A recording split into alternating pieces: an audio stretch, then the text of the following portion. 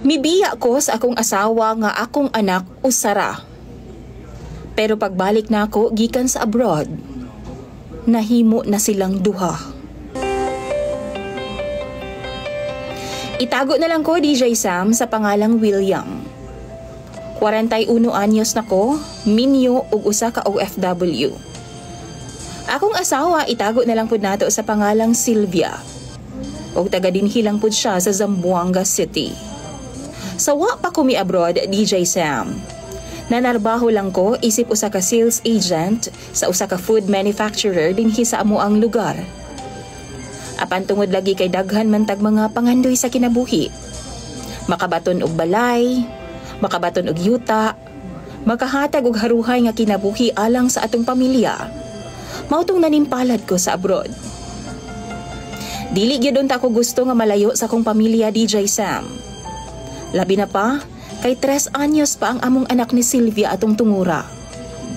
Ug mingaon kaayo ko, ug dili gyud ta ko gustong magdako siya nga wa ko sa iyahang kiliran.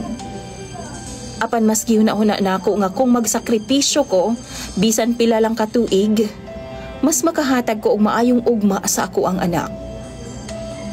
Si Sylvia, siya mismo ang nagduso nako nga mo-abroad na lang, DJ Sam. Kay lagi, para daw sa among maayong ugma. Tungod na po sa kalisod nga among naagian ni atong pandemic, siya na mismo ang nangitag pamaagi para maka-abroad ko.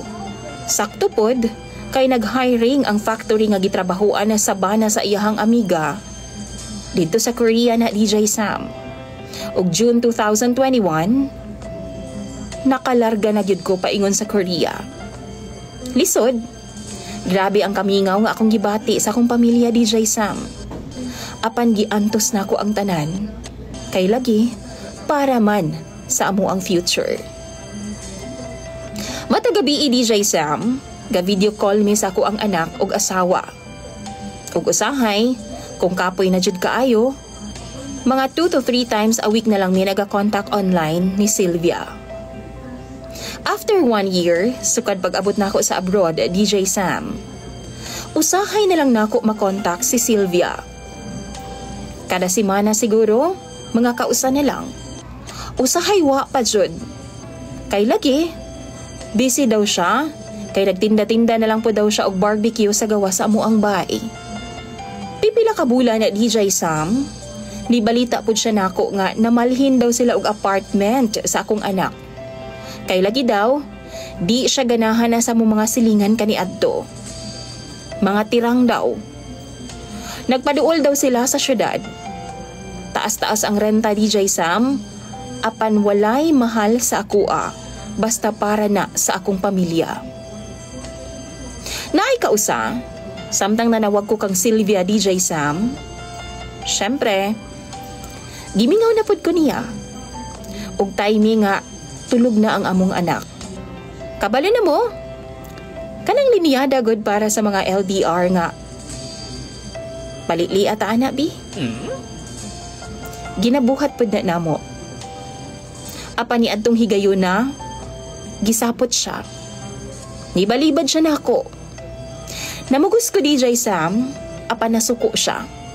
Gi-end niya ang amo ang video call. Tungod lang ato, DJ Sam, wa na siya magparamdam nako. Pila ka bulan sab, nga wa siya mitubag sa ako ang chat o video call.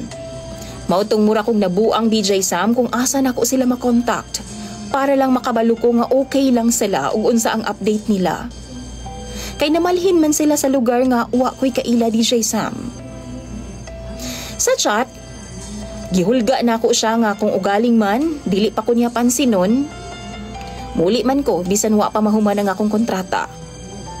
Saka na siya nagparamdam na ako og balik, DJ Sam, og nangayo na lang pud kog sorry niya. Dili na mausab. Antos na lang kog palpal nga dili siya kakita, DJ Sam, kay masuko man kung ako ang pakit-on. Pila ra bay dagan sa panahon ug nahuman na jud ang akong kontrata ni adtong December 2024. Gisultian ako si Sylvia nga muuli ay nako. Apan wa siya malipay. Hinuon ipa-extend pa niya kay daghan pa daw mig bayro nun. Bayro nun? Sa unsa? Sa asa? Dili ba ay paigo ang akong mga ginapadala? Apan gitubag ko niya DJ Sam. Nagpalit daw siya og yuta ug saka na daw kumuuli kung makatukod na migbay. Nag-okay ra ko niya DJ Sam pero deep inside mingaw na jud kaayo ko nila. Maong niuli jud ko. Apan wa na ko magsaba kang Sylvia ug plano na ako nga himuong surprise na lang ang tanan. December 11, 2024. Nakauli ko sa Pilipinas. Diretso na kong giadto ang address sa ilang gibalhinan nga gihatag ni Sylvia ni atong time nga maupay pagpamalhi nila. Ambot ba? Pag-abot pa lang nako sa gate sa subdivision nga ilang gibalhinan murag na ay mali. Nasaag-saag pa ko DJ Sam. Kay wa man ko gihatagan ni Sylvia sa kompletong address sa iyang gipuy-an. Ug nagpatabang na lang ko sa guard ug mga residente didto aron nga malocate ang exact location ni Sylvia ug sa kuang anak. Ug pag-abot nako sa balay DJ Sam, sarado kini. Ug way tao. Sumaotong nagpaabot jud ko sa gawas sa balay DJ Sam. Bandang 4 p.m. naay niabot nga tricycle. Ug naay minaog nga anaa sa size anyos nga batang lalaki. Nakulbaan ko. Kay duda ko nga ako atong anak. Ug wa jud ko masayop DJ Sam. Ang ako ag yung anak.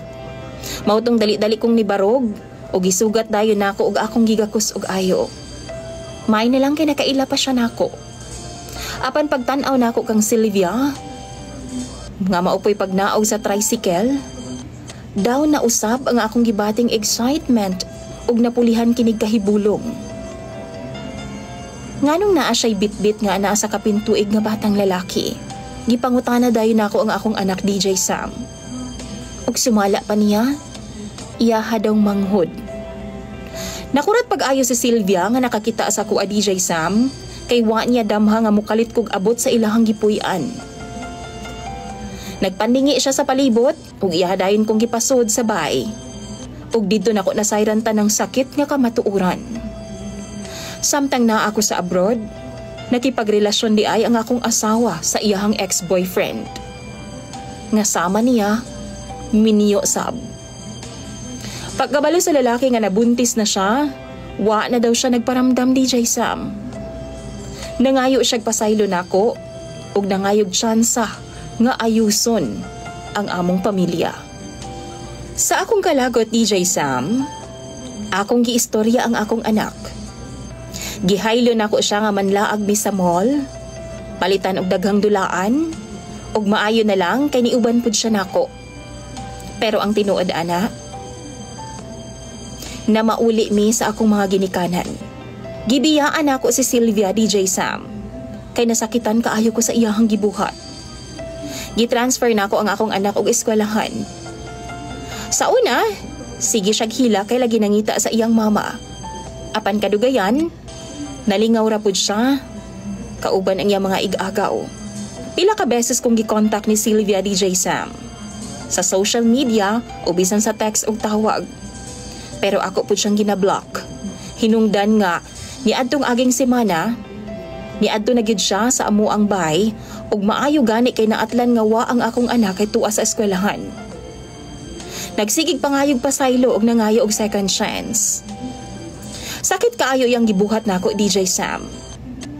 Wala na lang gani nako kwentaha ang kwarta nga akong gipadahan niya, nga ingon pa siya palit daw og yuta. Pero wa gyud intawon. Perte ka sakit. Giguba niya ang pagsalig ug mga pangandoy unta nako para sa amua. DJ, naglibog jud ko sa karon. Bago pa unta ko mobalik sa abroad, gusto na kong ayuson ning akong problema. Apan unsaon man ako. Sakit jud kaayo ang tanan. Kung kamo ba ang naa sa ako ang posisyon, angayan pa ba na akong hatagan og tsansa si Sylvia para sa among anak? O para mabuo ang akong pamilya? Palihog tambagi ko ninyo sa comment section. Imong follower DJ Sam, William.